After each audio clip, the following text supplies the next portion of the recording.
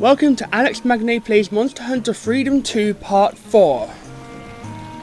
So now that it's the summer holidays have started, I'm going to be updating my Let's Play channel a lot more often. So our next quest is Sinking Feeling. So this is where we're going to be introduced to something of a tradition in Monster Hunter games. I'm not going to say what it is yet, but it's going to be really rather interesting.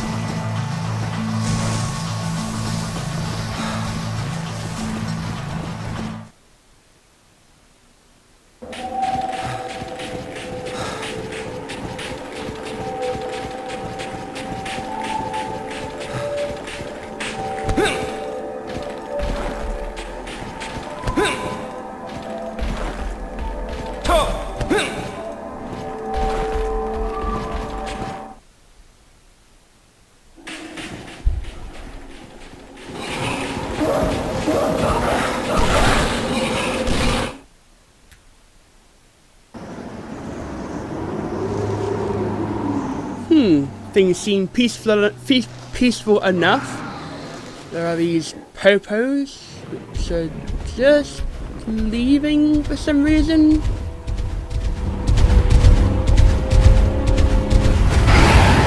Oh crap!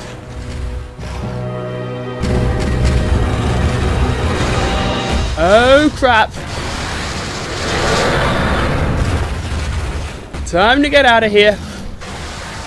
So that there is the Tiger Eggs.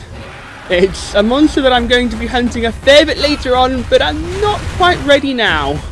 As you can see, that did a lot of damage.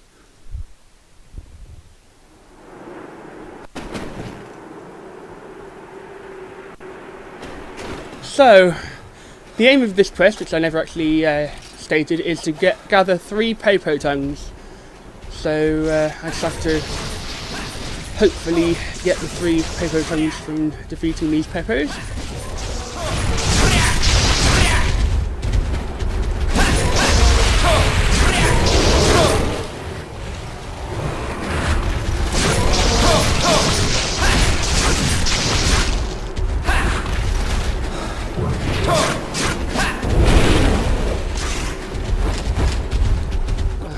I'm still not used to the GameCube controller.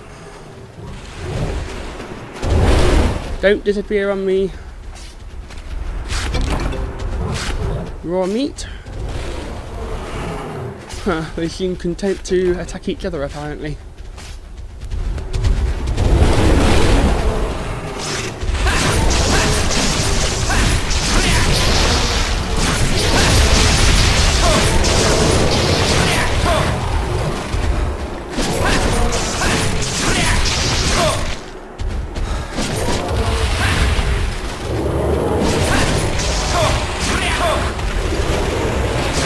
So, yeah, if I leave the monsters too long before carving from them, they will vanish.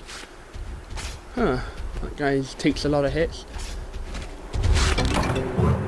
Okay, that's my 3rd popo tongue. Might as well just finish this one off. More popo tongues equals more pocket points.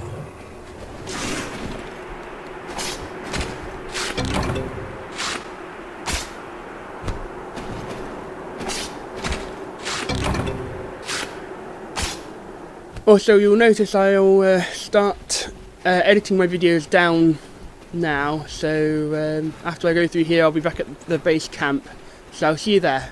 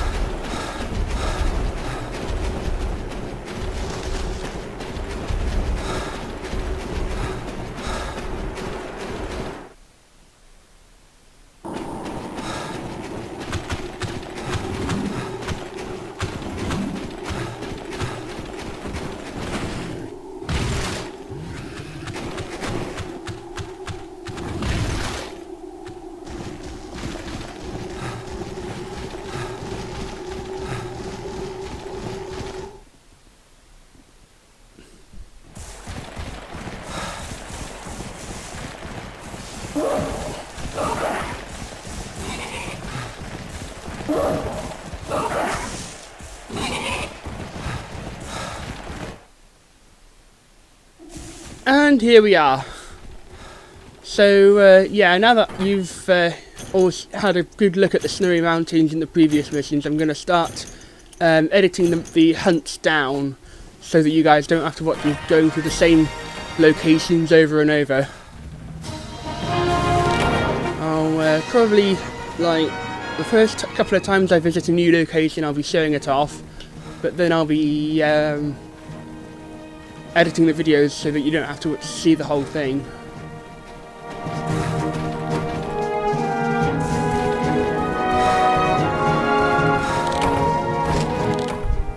So another thing is with item gathering hunts, after I gather the last item, there's a 20-second time limit before it lets me go through to the next. Before it lets me receive my rewards and go back to the village. With hunting quests like the Gaia Prey quests from before, so Gaia is a monster that I'll be fighting in a bit. There's a 1 minute time limit before I'm allowed to go back to the village.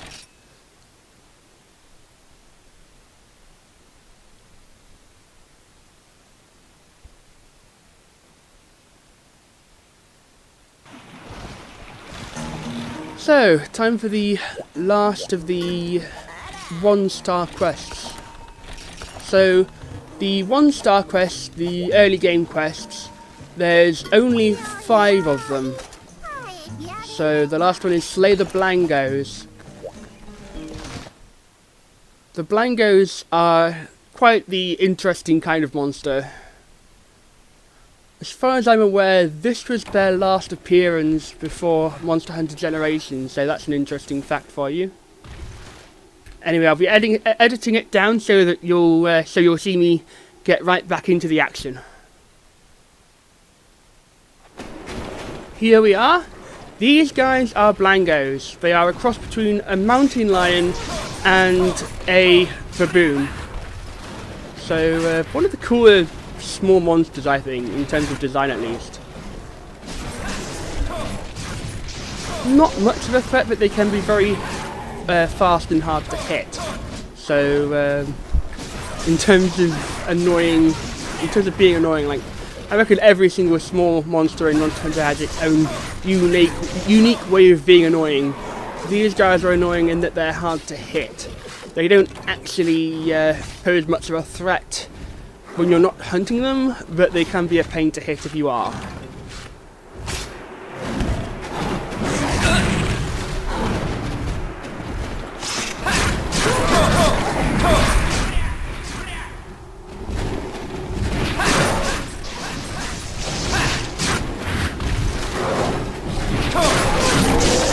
And we're done. Did I say 5? It's 3 Blangos out to hunt.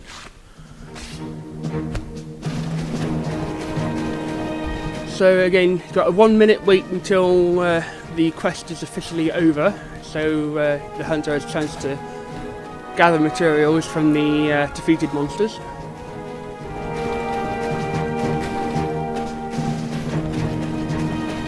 I'll probably edit down these time limits later on as well, because waiting for the quest to finish can be really rather tedious.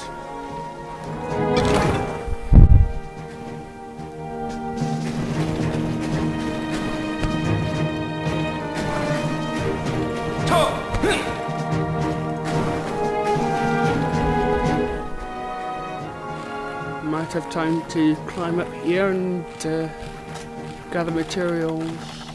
No, I don't have a pickaxe on me. There we go.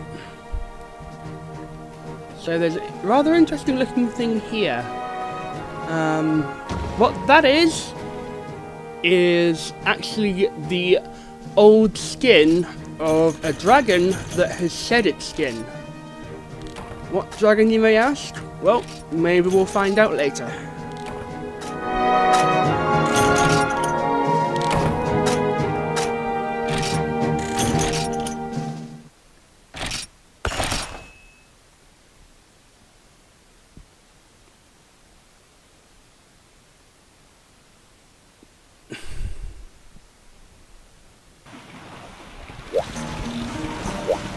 Anyway, now I'm going to be using my Poke Points. No, I don't have nearly enough yet. I'll eventually be using my Poke Points to add more things to the farm. So, I'm just going to skip through the text. If you want to read it, pause. So next up, we're going to be fighting the Gyadrome. And this is my first big monster. First of all, I'm just going to change my weapon, because Sword and Shield isn't particularly strong. Also, if I stick with the Sword and Shield, it's just going to get boring. So first of all, I'm going to sell my materials here to gain enough money to get a new weapon. So what do we have? So I can eventually gather materials to obtain the Buster Sword, Bone Blade, White Serpent Blade. For great swords, you've also got long swords, Iron Katana, Bone, and Blango Destroyer. So going by their stats, you can see the attack and the sharpness, and also the element. I'll be going further into elements later on. But for now, I don't have enough materials to get any of these. So, actually I probably would have had enough to get the bone scythe if I hadn't sold it all, but oh well.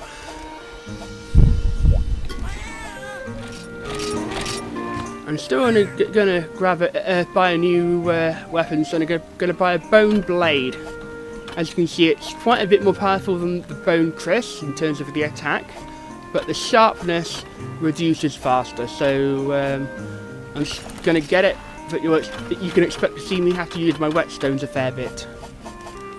Anyway, it's getting late into the video, I reckon, so I'll be seeing you in the next part, where we will be taking on the Gyadrome.